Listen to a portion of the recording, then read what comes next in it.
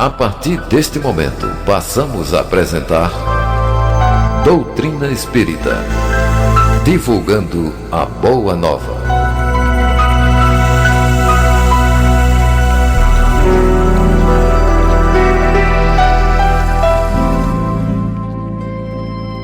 Quando tua casa ameaçar ruir, tu a derrubas para reconstruir uma mais sólida e mais cômoda. Mas, até que ela esteja construída, há perturbação e confusão em tua residência. Trecho da resposta 786, do Livro dos Espíritos, parte 3, capítulo 7, Lei do Progresso, Povos Degenerados. Bom dia, queridos ouvintes e internautas. Que a graça de Deus alcance nossos corações. Em Camaragibe, Pernambuco, são 11 horas e 2 minutos. Sábado, 16 de agosto de 2025. Eu sou Clênio Barros e através da Rádio Guarani Digital estaremos juntos até as 12 horas, apresentando o programa Doutrina Espírita de número 1449, com a participação de Zeca Piquet e Virgínia Barros, aqui no estúdio e nas recepções de suas ligações. Na técnica, Eduardo Albuquerque, produção de Clênio Barros. As atrações de hoje iniciam com a mensagem para nos harmonizar. Desbravadores em Tempos Novos, do CD Momento Espírita, volume 30, faixa 4. Logo depois, vamos abraçar vocês ouvintes internautas que participam conosco aos sábados, em especial aos aniversariantes da semana. Segue um Minuto Mediúnico com o tema A Vida do Espírito em Mundo Superior.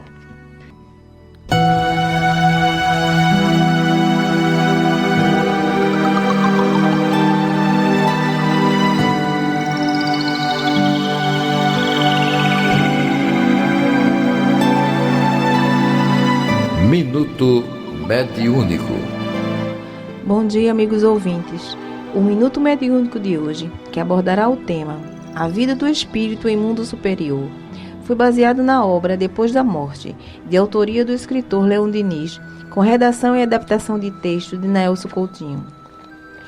O ser humano aqui na Terra experimenta uma diferença significativa quando varia seu padrão de vida, seja quanto à sua riqueza material ou seja quanto à sua condição moral.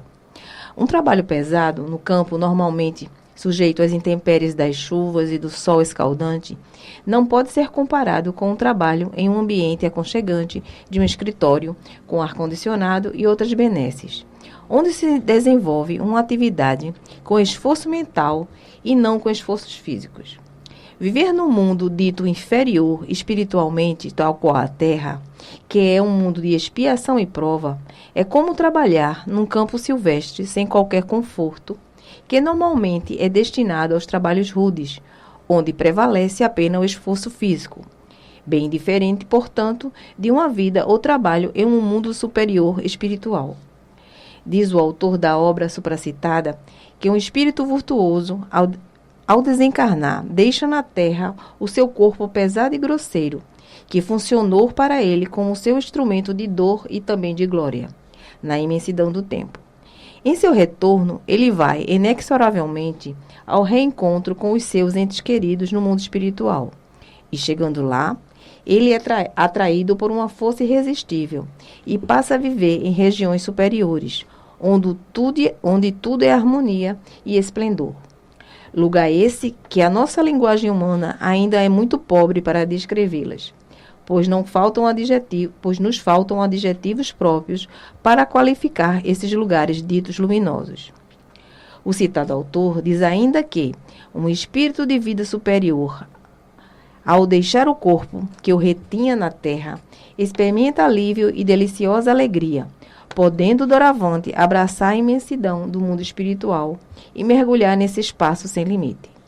Com um corpo fluídico, sem a matéria densa do corpo físico, não experimenta mais qualquer enfermidade ou sofrimento que eram pertinentes em seu corpo material, estando livre, portanto, para irradiar suas energias suaves e purificadas e embriagar-se com a liberdade total do espaço infinito, onde vai reencontrar entre entes queridos, como já dissemos, aqueles a quem amou aqui na terra ou mesmo aqueles que já se encontravam no plano espiritual. O autor supracitado nos afirma que, seja qual for o grau de adiantamento, o espírito que acaba de deixar a vida na Terra pode apresentar o desejo de viver indefinidamente uma vida superior. Isso não ocorre imediatamente por conta dos requisitos de seu esforço de recém-desencarnado, pois nas esferas superiores à Terra, o império da matéria é menor, e os males deixados por uma encarnação recente somente vai desaparecer aos poucos, na proporção em que as necessidades corpóreas vão se anulando naturalmente, permitindo uma vida mais tranquila e harmônica e um deslocamento com mais facilidade nesse mundo espiritual mais evoluído. E conclui o citado autor nos assegurando que chegará ao final um dia que o espírito, depois de haver percorrido o ciclo de suas existências terrestres, e haver purificado através dos mundos, por seus renascimentos e migrações, vai ver terminar a série de necessidades, a verdadeira pátria da alma, na qual o mal, as trevas e os erros não mais existem. Foram banidos para sempre, reinando então a calma, a serenidade, a segurança profunda que substitui os desgostos e as inquietações deixadas em seu passado. É que a alma chegou ao término de suas provações e não terá mais qualquer sofrimento. Pensemos nisso. Escute a Rádio Guarani, que continua semeando Jesus no coração do homem, que brilha a vossa luz, e até o próximo sábado. Estamos apresentando Doutrina Espírita, divulgando a Boa Nova.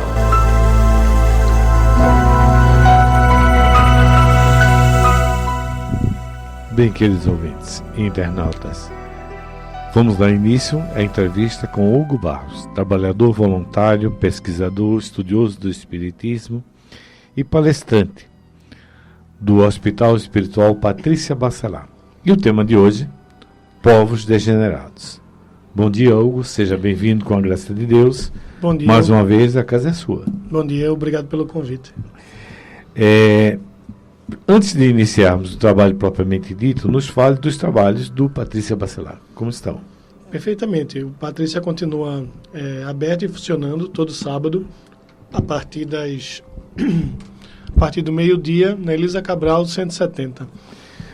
Muito bem. E os trabalhos de evangelização, as reuniões públicas? Todas ocorrem no sábado, devido ao encaminhamento junto aos médicos espirituais. Certo. O horário da palestra já o dissemos. Hoje é Paloma Cerqueira. 15 para as 2, né? 1h45. Exato. Mas o assunto de hoje é bem interessante. Povos degenerados.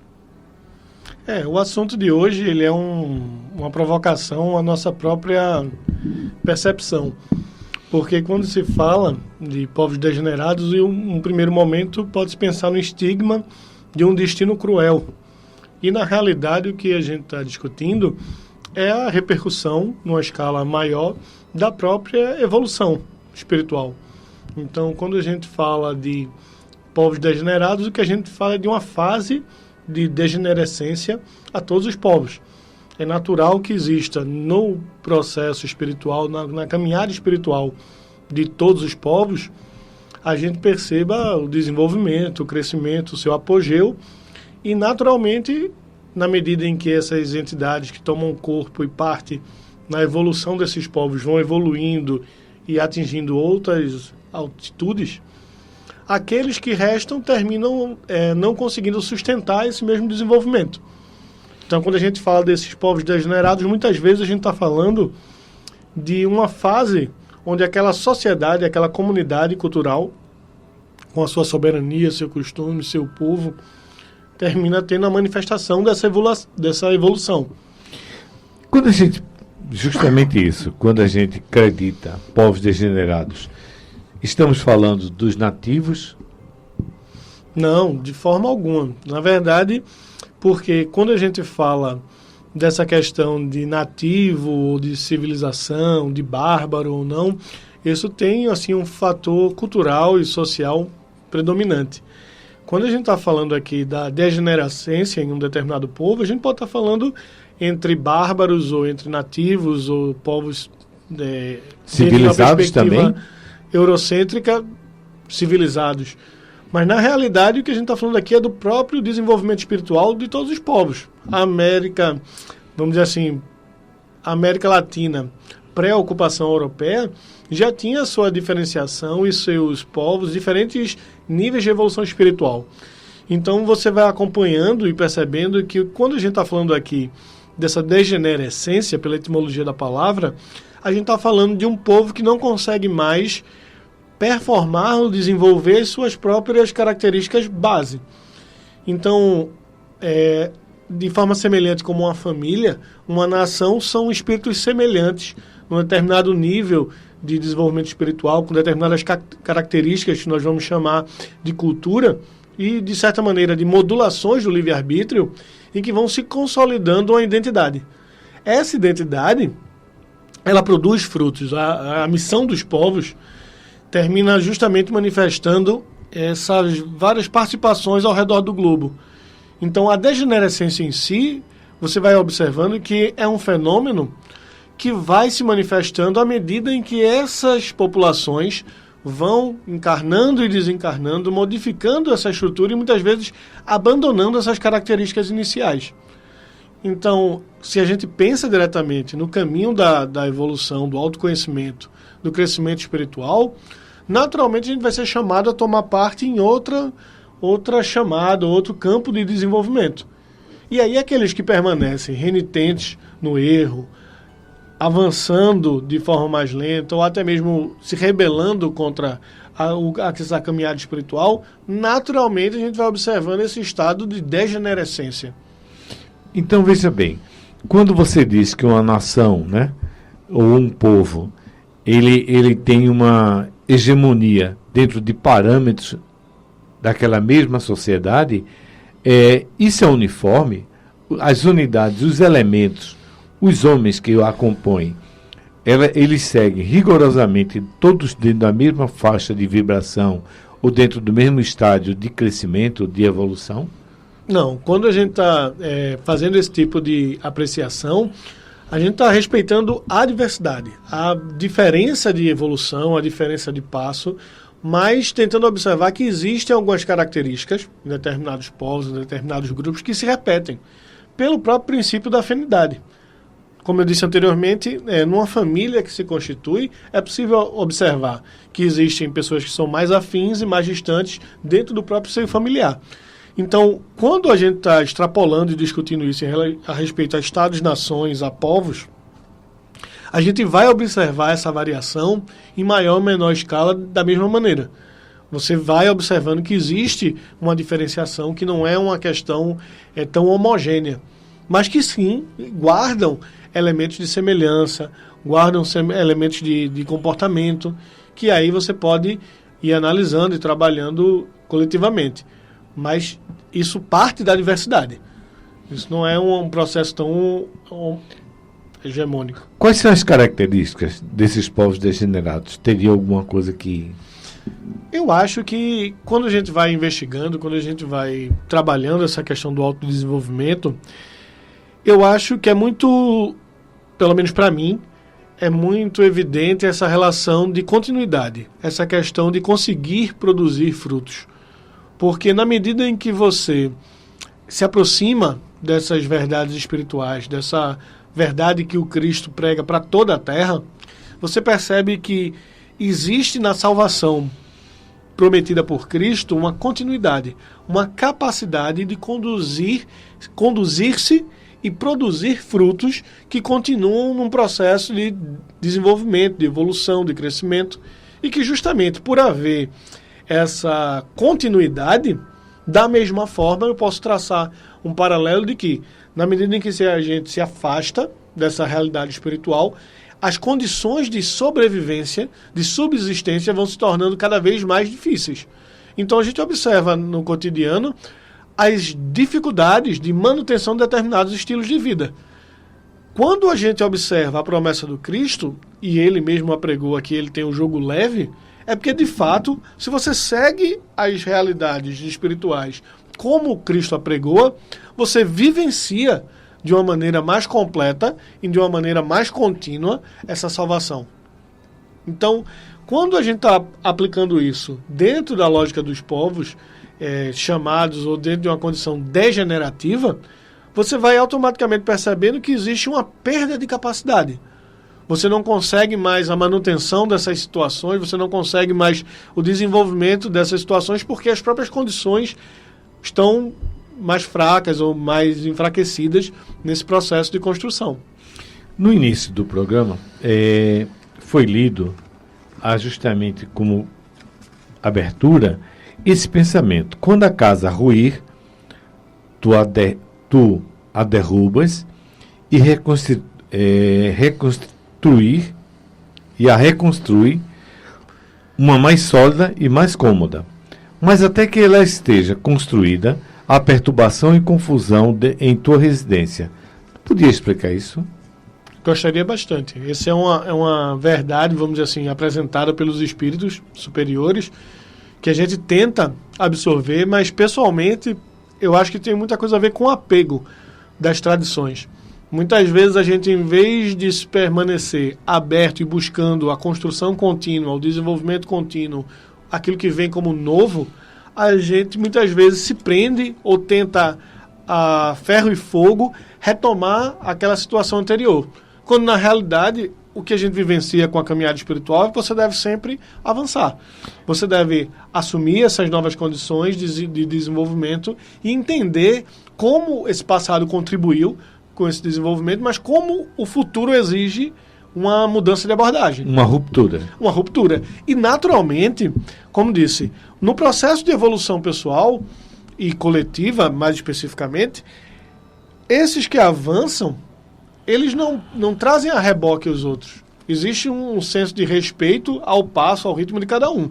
Então, naturalmente, quando a gente está vivendo essa transição de modelo, de perspectiva, de paradigma, existem aqueles que tentam se atirar ao novo, com toda a instabilidade, e aqueles que recrudescem no modelo anterior.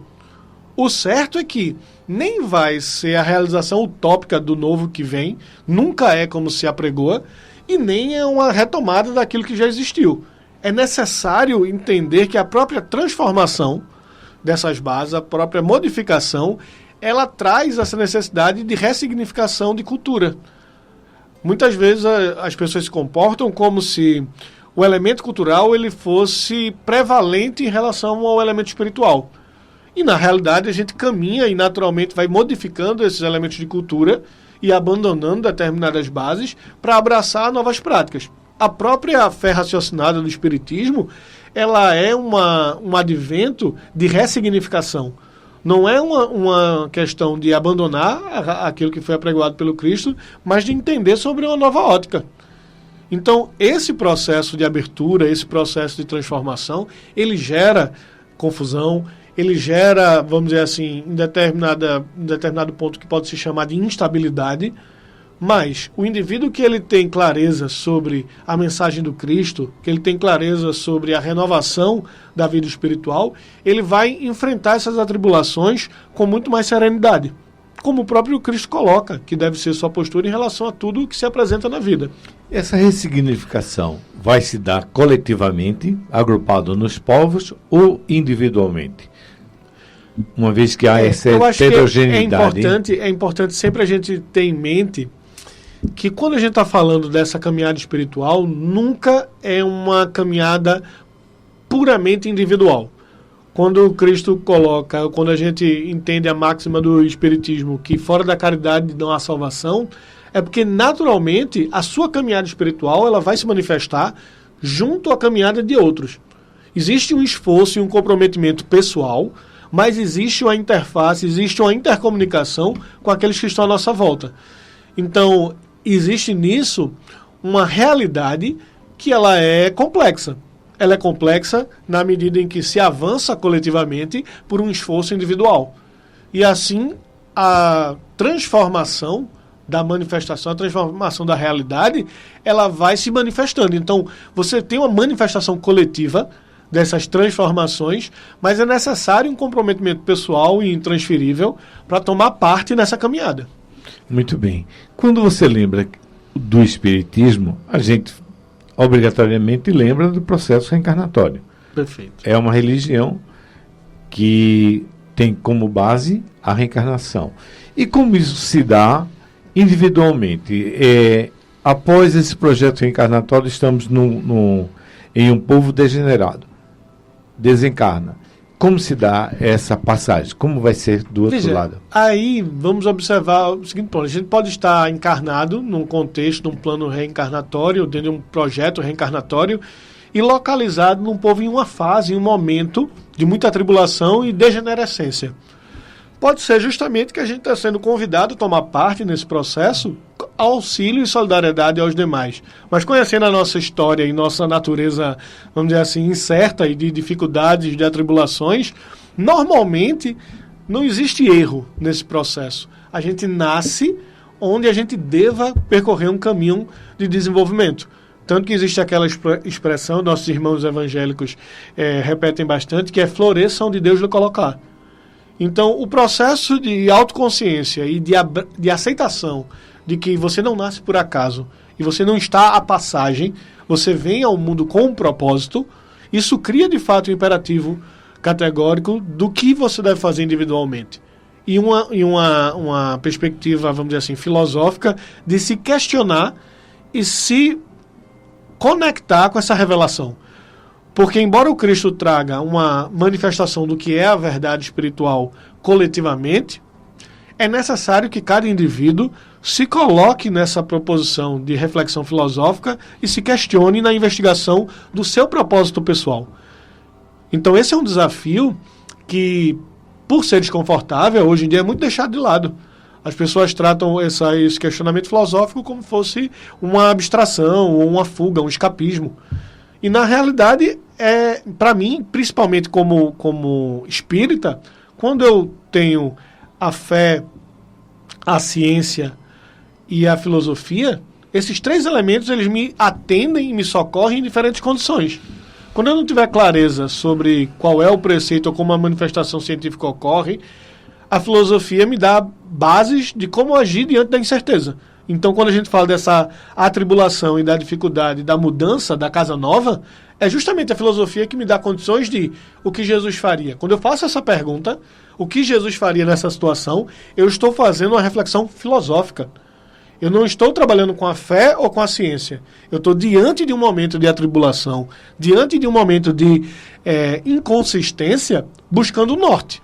E é nessa posição que a filosofia é tão eficiente. Muito bem. Quando você faz lembrar a importância da filosofia dentro do pragmatismo de nossos dias, então não é uma questão retórica, não é uma questão ultrapassada. Essa filosofia é presente e necessária para o nosso desenvolvimento? É isso mesmo? A gente muitas vezes sofre em fazer esse tipo de reflexão porque existe uma confusão, uma troca. Se estuda muitas vezes a história da filosofia e não a prática filosófica do questionamento, da reflexão, do desenvolvimento, e uma coisa prejudica a outra.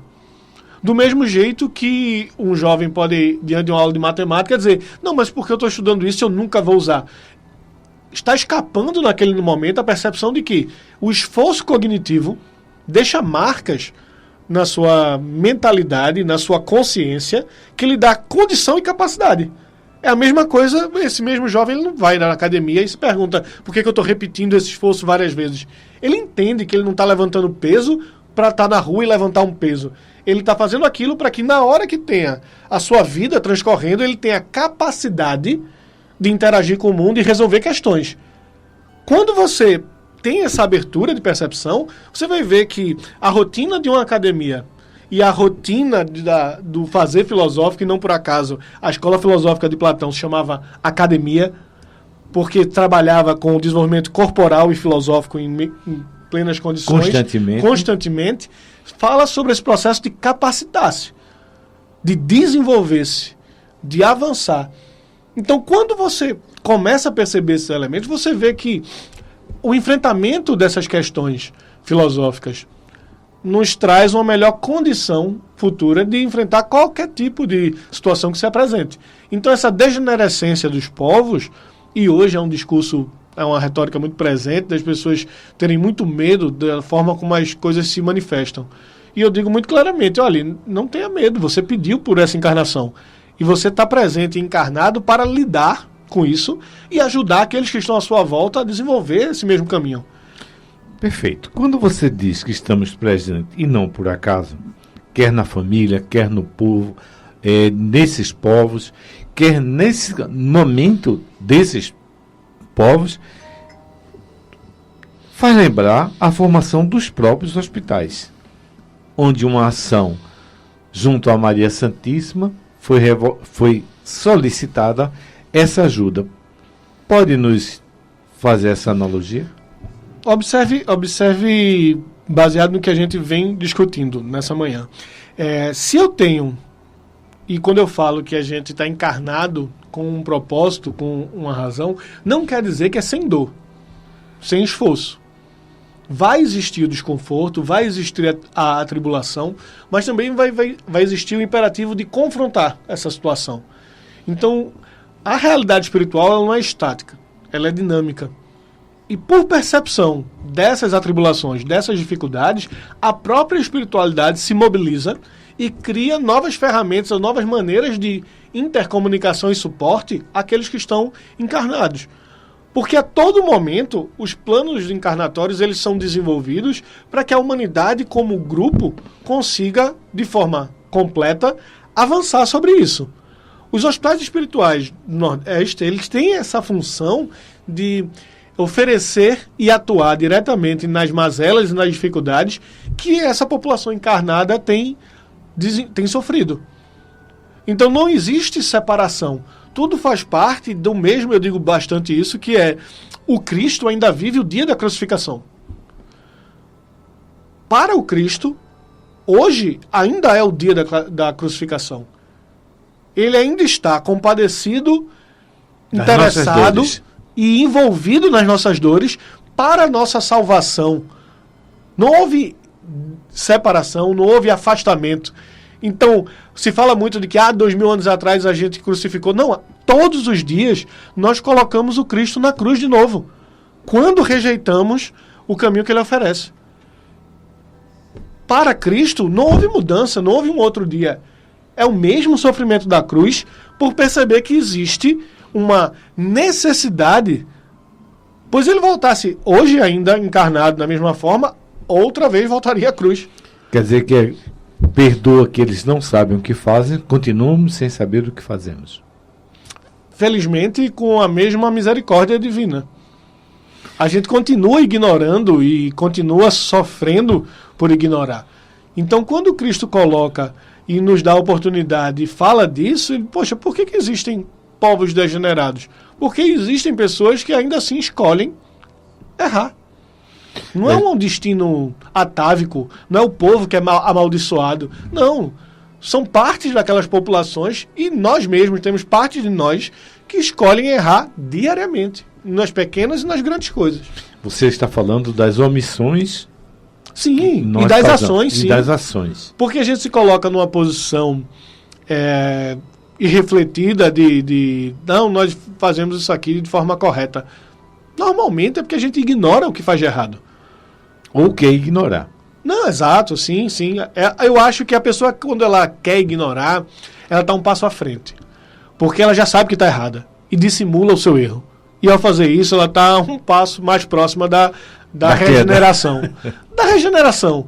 A queda faz parte no sentido de não conseguir sustentar mais essa hipocrisia. Mas aquele que ignora completamente a sua condição, não são todos que têm a capacidade, a fibra moral de Paulo, de, ao ser confrontado na sua cegueira, conseguir abraçar integralmente o Cristo.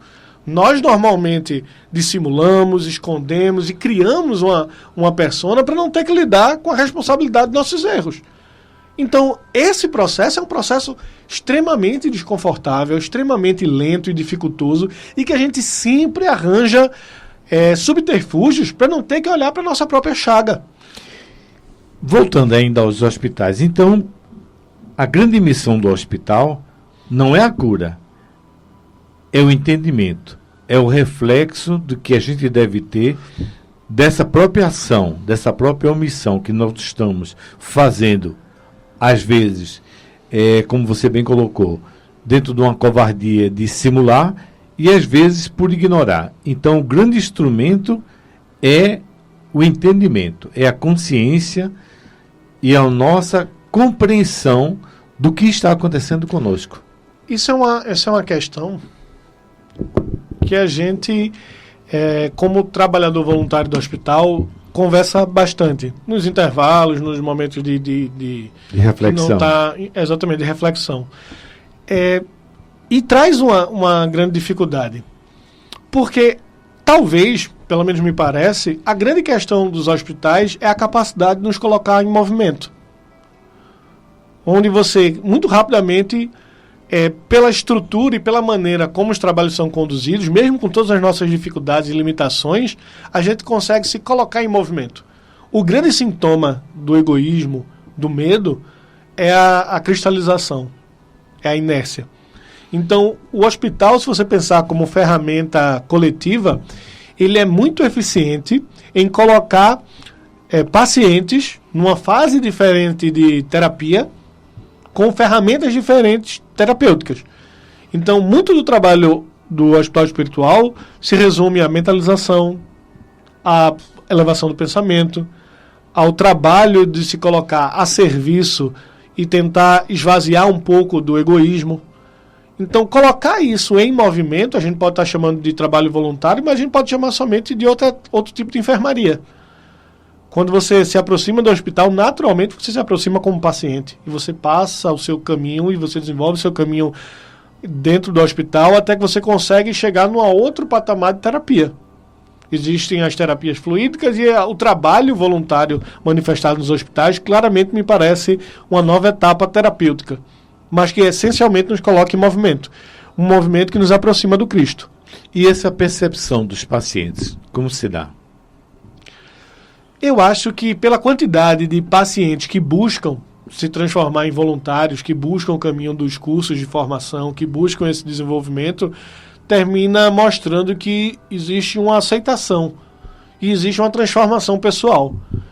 Então, quando a gente tem contato com essa realidade dos hospitais espirituais, é muito comum perceber o contraste justamente desses elementos de degenerescência que você pode observar na sociedade em geral e um porto seguro no sentido dessa terapia, desse movimento de reconstrução pessoal.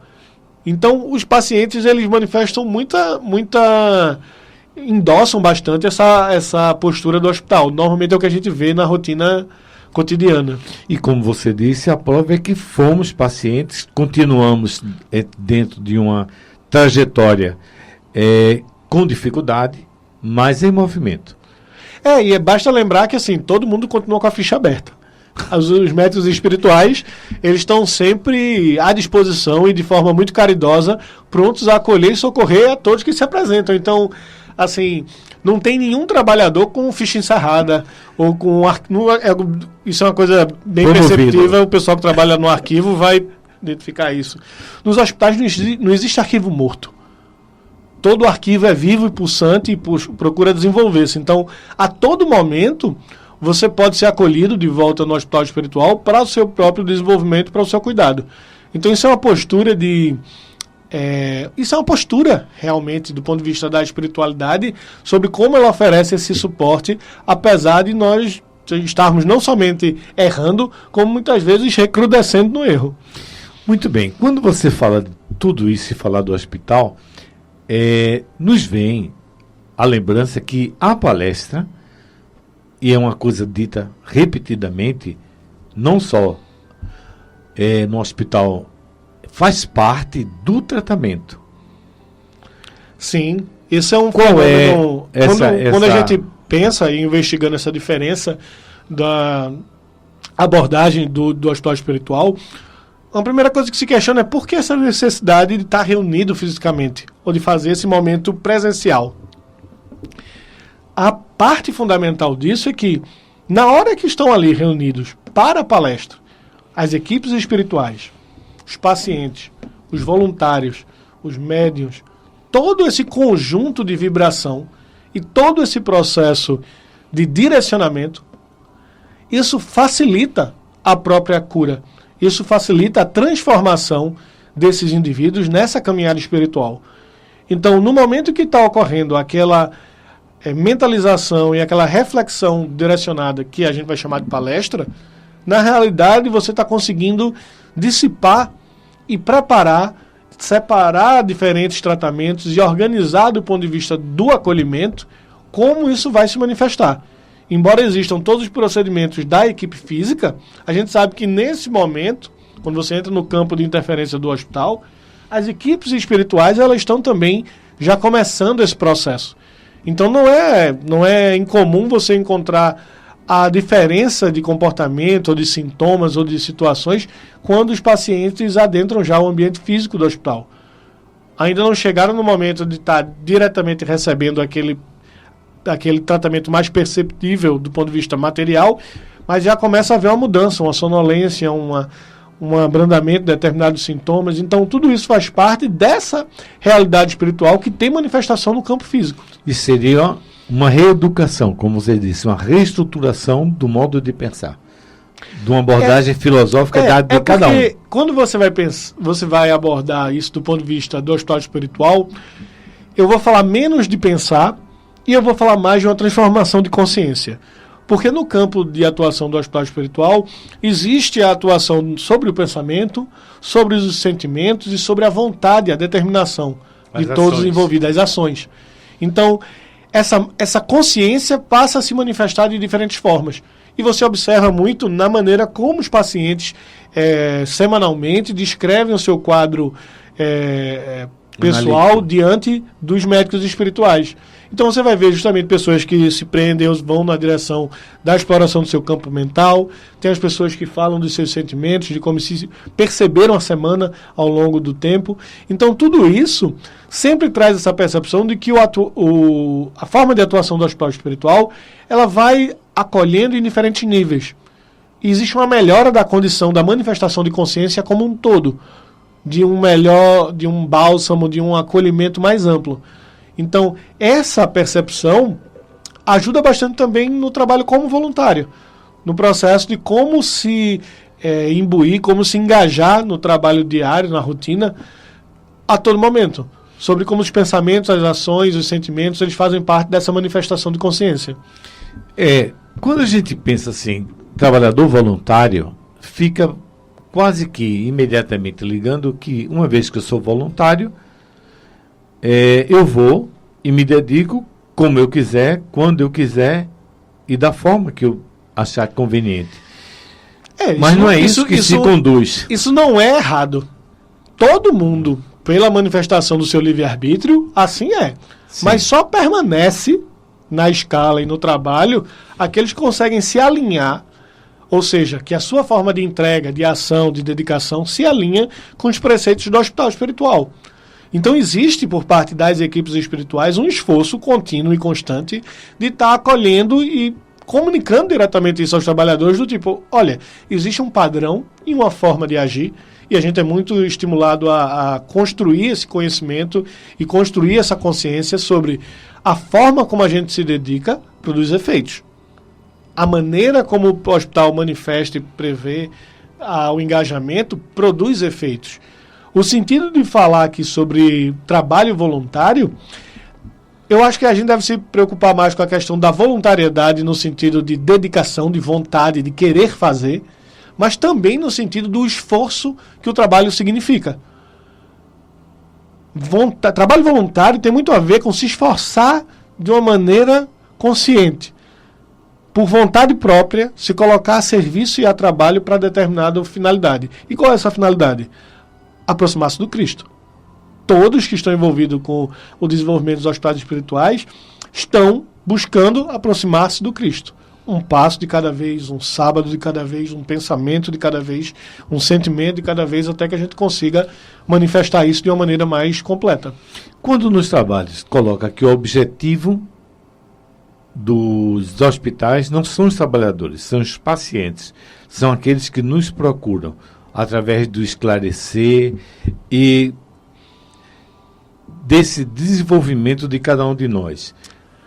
É o acolhimento do próximo? Eu acho que quando a gente pensa assim, a gente pode observar que existe um truque nessa frase. Sim, a prioridade são os pacientes, mas todos são pacientes. Quando a gente coloca o paciente na frente, a gente está colocando que aquele que precisa cuidado tem que ser cuidado. Mas a gente não está tirando a condição do trabalhador também ser paciente. Que precisa de assistência. Todos precisam de assistência. E o hospital, ele é muito atento. Atento é uma boa palavra, mas ele tem um espectro muito amplo de acolhimento. E talvez os pacientes que vêm para participar desse acolhimento, que dão o nome na ficha tal, não percebam, mas em todos os dias de atendimento são atendidos todos os trabalhadores, no sentido de serem acolhidos no início, na percepção de sua manifestação, durante todo o trabalho, e no final não se encerra os trabalhos sem ter ouvido todos os trabalhadores e oferecido a cada um deles o mesmo acolhimento e tratamento que foi oferecido àqueles que buscaram e entraram de uma maneira, vamos dizer assim, rotineira, ou aqueles que estavam dentro do seu tratamento na forma de um paciente tradicional. Isso repercute diretamente na nossa vida somente na questão espiritual, ou saindo do hospital isso tem uma repercussão nas 24 horas? Veja, aí entra muito aquela questão da diversidade. Isso vai se manifestar de forma diferente para cada indivíduo, seja ele trabalhador, paciente, quem quer que seja. E eu acredito que também para as equipes espirituais. A grande diferença é justamente a manifestação que isso traz. A manifestação da vontade. Quanto mais você se dedica, quanto mais você se empenha seguindo aquele critério de aproximar-se do Cristo, mais você consegue perceber que vai diminuindo a distância entre o seu proceder dentro do hospital e fora do hospital. Até um momento, e o ideal seria que a gente conseguisse agir de maneira plena e integrada com a verdade do Cristo durante todas as nossas ações. Não tem espaço para essa dissonância, não tem espaço para uma desarmonização. É conseguir agir tendo em mente o Cristo no momento de atribulação, dentro ou fora dos hospitais, porque existem atribulações em todos os ambientes, mas principalmente entendendo que esse é um processo de construção. Partindo desse princípio, somos povos degenerados? Não seria tão crítico. Eu acho que todos nós temos desafios a enfrentar. Eu acho que não existe tédio nesse ponto. Quer dizer, não existe... Sempre tem uma aventura, sempre tem um caminho a percorrer. E sim, a gente pode estar vivendo épocas e nos depararmos com a degenerescência. E eu gosto muito de uma frase de Dom Helder, que ele diz assim: é preciso mudar muito e sempre para continuar a ser o mesmo. Então essa batalha contra a degenerescência é uma escolha pelo Cristo. A todo momento, se a gente escolhe o caminho do Cristo, a gente está dizendo não a essa degenerescência. E quando a gente vive, quando a gente se depara com isso, e quando a gente entra em contato com essas questões, não encarar esse estigma do degenerado como alguém ou um selo que não tem modificação. Nós mesmos temos esses momentos e vivemos essas situações, então a possibilidade de acolher de uma maneira mais ampla. Quer dizer que orar e vigiar continua não valendo. É retórica. Continua valendo. Diante desse processo, então, nada está perdido. Tudo é construir? É aquela história, nada está perdido, mas também não tem nada ganho. Você está sempre no meio do caminho. E o caminho é o caminho do Cristo. Então, não é exatamente um sofrimento. É um processo de cada vez mais se aproximar, mas sabendo que é uma distância considerável. É bom estar com um sapato confortável. Tem que trabalhar.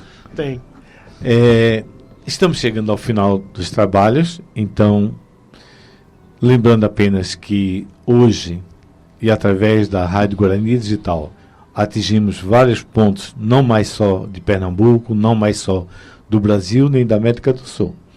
Atingimos e mandamos um abraço a Cíntia Coba, ao pessoal dos hospitais da Itália, da Austrália, de todos aqueles que estão, nesse momento, em sintonia com Cristo, em sintonia com a divulgação cristã, que é o nosso trabalho. Nisso quer dizer que existe muitos de heterogeneidade. E também existe muito, como você bem colocou, durante todo o programa, dessa voluntariedade para seguir o Cristo.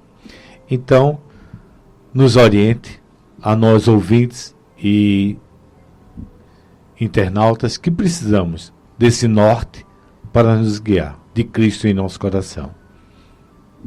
Suas considerações finais. É sempre uma oportunidade justamente para que a gente se alegre. A oportunidade de caminhar em direção ao Cristo é uma alegria e uma oportunidade que a gente consiga vivenciar esse jugo leve. Não importa qual seja a dificuldade que se apresente, existe na consolação do Cristo uma oportunidade de transformação pessoal, de melhora dessa condição, de colaborar com as pessoas que estão à nossa volta, porque não existe possibilidade de alguém ficar para trás. Todos vão avançar, todos vamos ser consolados e ser acolhidos por essa promessa que o Cristo nos fez e faz desde sempre. Muito obrigado, Hugo. Valeu também. Precisando e chamando, estamos aqui. Volte mais vezes. Beleza, vamos ver. O entrevistado da próxima semana será Eduardo Moura, do SELEC. E ele vai nos trazer o objetivo da encarnação, ou da reencarnação, como queiram. São coisas diferentes, mas ele virá aqui para nos orientar. A referência é o Livro dos Espíritos, capítulo 3º, Encarnações dos Espíritos, dos itens 132 a 146, mais precisamente, né? O livro 2. Agradecidos estamos ao Criador pela oportunidade de servir a divulgação cristã. A Rádio Guarani Digital, através de Luciano Carvalho. Na técnica, Eduardo Albuquerque. Aos colaboradores, Hugo Barros, nosso entrevistado de hoje. Ótimo, brilhante. A Zeca Piquet e Virginia Barros pelas participações. Que fiquem com Deus, desejamos uma semana de muita paz e aprendizado. E de acordo com a sua vontade e o nosso merecimento, estaremos aqui na próxima semana. Vamos ouvir, no Minuto Musical, o CD de Caritas, do Grupo Musical Espírita Voz e Caridade, faixa 6, Você Pode, com Marília Cerqueira. Não cede sintonia, Conexão Cultural com Joaquim Freitas em seguida. Muito obrigado e até o próximo sábado.